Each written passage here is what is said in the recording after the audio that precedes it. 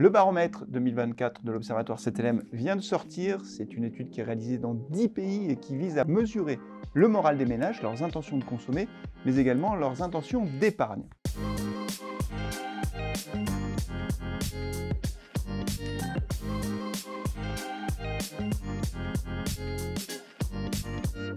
Alors cette année, le moral des ménages européens s'est stabilisé. Il faut rappeler qu'il avait beaucoup baissé avec l'impact de la guerre en Ukraine et de l'augmentation très forte de l'inflation. Et donc en 2024, on a un moral qui se stabilise. À noter quand même que la France et l'Allemagne sont un petit peu à contre-courant puisque ce sont les deux seuls pays qui voient leur note de morale légèrement reculer cette année. Alors si le moral des ménages européens se stabilise d'une année sur l'autre, il n'en reste pas moins que l'inflation reste durement ressentie. Rendez-vous compte, dans notre baromètre, 88% des personnes interrogées nous disent que les prix ont augmenté l'année dernière. À noter également que le pouvoir d'achat reste sous tension puisque quasiment un Européen sur deux nous dit que son pouvoir d'achat a baissé l'an dernier.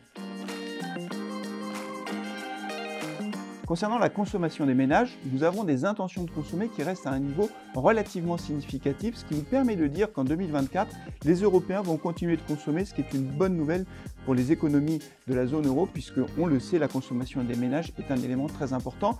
Notons que ce sont les intentions d'achat sur les voyages et les loisirs qui augmentent le plus, ce qui traduit une volonté de se faire plaisir. Du côté des intentions d'épargne, il est important de noter qu'elles augmentent, puisque 53% des Européens nous disent vouloir épargner plus en 2024. On peut mettre en face de ces intentions d'épargne en hausse le fait que les taux d'intérêt ont augmenté, rendant plus attractifs un certain nombre de placements comme les livrets réglementés. Alors le pire est-il passé? C'est ce que semble dire notre baromètre 2024 de l'Observatoire CTLM. Le moral des ménages se stabilise. En 2023, ils se sont adaptés avec beaucoup de réactivité à cette inflation très forte en faisant un certain nombre de renoncements, notamment sur les dépenses alimentaires.